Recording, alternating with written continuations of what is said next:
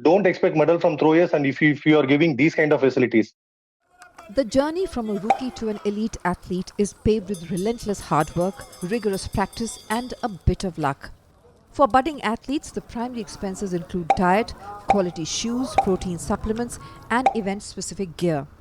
While many of these costs may eventually be covered through sponsors or athlete support organizations, once they reach the top, the early years are largely self-funded. This season, India's track and field athletes have voiced concern over the hike in participation fees for the AFI Grand Prix and the newly introduced National Open Athletics Meet. The fee has gone up from 1,000 rupees to 1,224. While a 224 rupee increase may appear minor, it raises significant concerns. Firstly, it exacerbates the financial strain on athletes already facing rising expenses. Secondly, this increase hasn't translated to improved event facilities.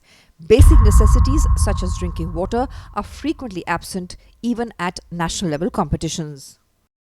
Conducting more meets is very welcome for us. For all the athletes, more competitions means more chances for us to showcase our talents. But if you don't provide us good place for us to perform, like this is only a cement surface. It is just a 7 feet of cement surface, which is not a much of asking for us. And there were no warm-up area. There was just a paver block tiles were there. And the washrooms were totally debilitated. It is not at all usable at all. The water were pouring inside the toilets. And the athletes were warming up in the gallery. And I was also warming up in the paver block. And please provide us a good infra for us to perform more, sir. As one coach lamented, for the participation fee, the AFI provides only a bib number. At a minimum, essential provisions like water should be available. Although 1,000 to 1,224 rupees might seem insignificant to some, it represents a substantial burden for aspiring athletes with limited financial resources. Actually, the thing is, I am employed through a sports quota, so I'm able to manage it. It's like 50% of my salary gone into this one traveling, but that is okay. It is tough for us to manage, but it is okay. But there is an athlete who is throwing 60 meters. He is throwing more than me. He didn't attend this competition only because he doesn't have the money to travel. This is one athlete I'm talking of, which I know. There are 16 events, and there may be more athletes who faces these kind of possibilities. So each competition costs us easily a 10,000 rupees or something. Hard to spend for many of the athletes. Regional competitions with every events in the competitions will make the commute less and the expenses also less, thereby athletes be participating more. Adding to their woes, the suspension of railway fare concessions, previously a lifeline for athletes, compounds their travel expenses. Before the COVID-19 pandemic, the Indian government offered substantial discounts, 75% in second and sleeper classes and 50% in first class for those travelling to national and state-level sporting events. However, in March of 2020, the Ministry of Railways discontinued these concessions across 38 categories, including those for sportspersons. Despite several requests, including by former Union Sports Minister Kiren Rijiju, to reinstate these concessions post-COVID, the Ministry of Railways has not restored them, citing financial constraints and recurring losses. As of December 2024, the Railway Minister informed Parliament that the overall subsidy on passenger tickets had declined from 53% in 2019-20 to 47%, and that no additional concessions were being planned for categories such as senior citizens, journalists, or sportspersons. Considering all these expenses, travel of 2,000 to 3,000 kilometers, accommodation and food and local transport, the cost to compete at a single national meet easily touches around 20,000 rupees per event. This doesn't include the 600 rupee entry fee for state-level trials, which are held before every competition. To add to the burden, the AFI has now mandated participation in at least one Grand Prix or Indian Open meet in order to qualify for the Federation Cup.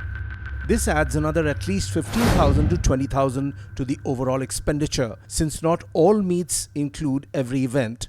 In many cases, athletes are forced to travel long distances just to take part in their specific event.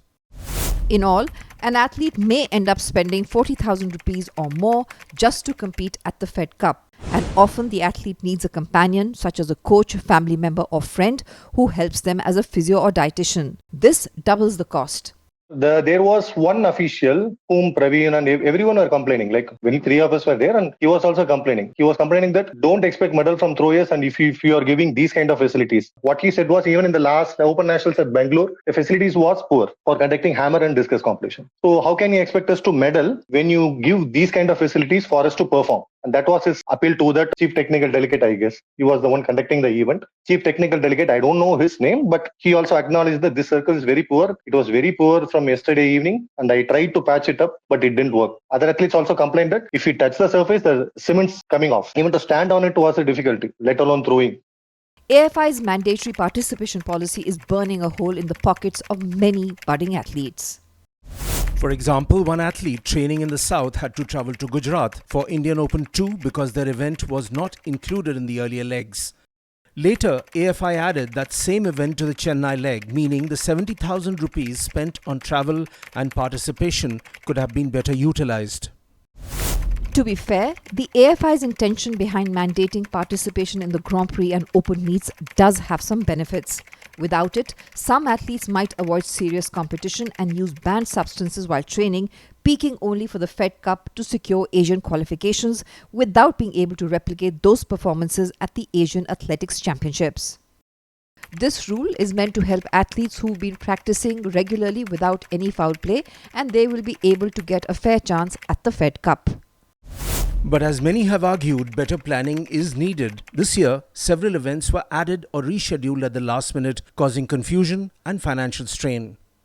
If we look at the progression of the entry fees, it was 500 rupees in 2017, then it went up to 750, then 1000, and now in 2025 it's approximately 12,024. Questions being asked: have the facilities improved at the same pace?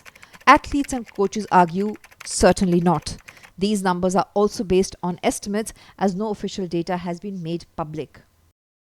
Given these challenges, many athletes and coaches prefer the national games organized by the Indian Olympic Association, which provide accommodation, meals and state-sponsored travel.